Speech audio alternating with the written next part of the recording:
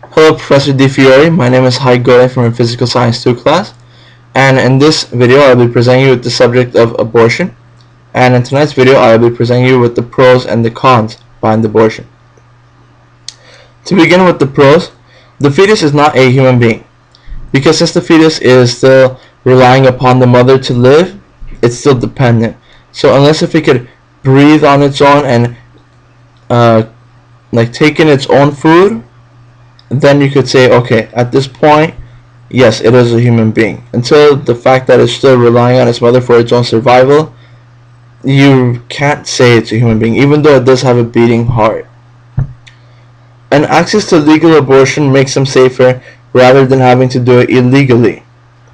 So with the fact of abortions being so much more high-tech these days, with the advancement of technology and with science, it's a lot more safer these days to do an abortion rather than it was back in the day when it was illegal and women had to go back into the alleys and they had to use like hangers and what God knows what they did back then. And a fetus is incapable of feeling pain, so when an abortion is committed, the fetus does not feel any pain of it whatsoever, or at least they won't remember any, right? Let's see, anti-abortion is usually religious, but with the separation of church and state, laws can't be banned based on religious beliefs.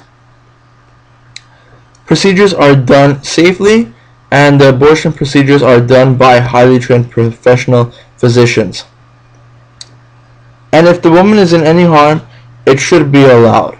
So for example, let's say if the woman was not ready to have a child, if it was an unwanted pregnancy, maybe it happened by accident, or if it was through rape and molestation, and that fetus is harming her own life, putting her life in jeopardy as in she may die, then I say it's not fair for her to have to go through with giving birth even though she might lose her life, even though she doesn't want it.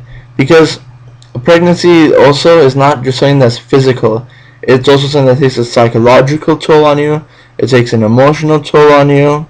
So you have to really be ready for it, especially for something that was unplanned or even unwanted, unexpected. A woman should have a right to decide what she wants to do with their body. A baby might have a lifelong disease or a disability, so it would be really unfair for them to have to live that kind of life. And a legalized abortion accounted for a drop in crime from 1973 to 2001. And the second half of the video, I'll be discussing the cons. The original test for an oath of all doctors take states they will not give a woman a pessary to cause an abortion. However, since then, times have changed and now abortions are allowed. But back then, that's what their oath was, when they just were starting to become doctors. Women should use contraceptives and be more careful when they do engage in sexual activities. And abortions cause psychological damage because, sure, they say you could be freer and like you live your life, but then there are some people that it really affects them and they say, you know what, I killed somebody, I took a life that it wasn't even mine for me to take. That fetus had a right to live. Who was I to decide that it had to end now? So it does affect them mentally. And let's see, there is a lack of adoptable babies since abortion is legal. So since abortion is made legal, there isn't a lot of babies to go around, since they're like taken off the shelf, if you will. And let's see, physical disabilities don't make the child non-human, so abortion based on disabilities should not be done.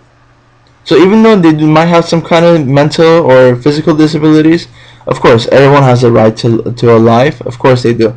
But it will be much more challenging for them. But, a lot of people these days, unfortunately, there's people in those situations, my heart goes out to them. But, they make a life for themselves, they make a living, they find their ways, I'm sure. And abortion is an industry that makes $831 million a year. So it's something that's seen as a business rather than something that's done for the sake of humanity, if you will. Because it's something that has done so much and is so common lately, especially now that it's made legal. It's just a business. And abortion increases the likelihood of future miscarriages for women. And it is directly linked with the higher possibility of being diagnosed with breast cancer for women. So yes, they could help themselves out while they're young, but maybe when they get older, a few years down the line, then other diseases can come forward, such as breast cancer. And anyways, these are the points that I made for you, the pros and cons behind abortion. Thank you so much, Professor DeFury, for taking time to watch this video. And I hope you enjoyed watching as much as I have enjoyed making it for you. And I'll see you soon. Take care. Bye-bye.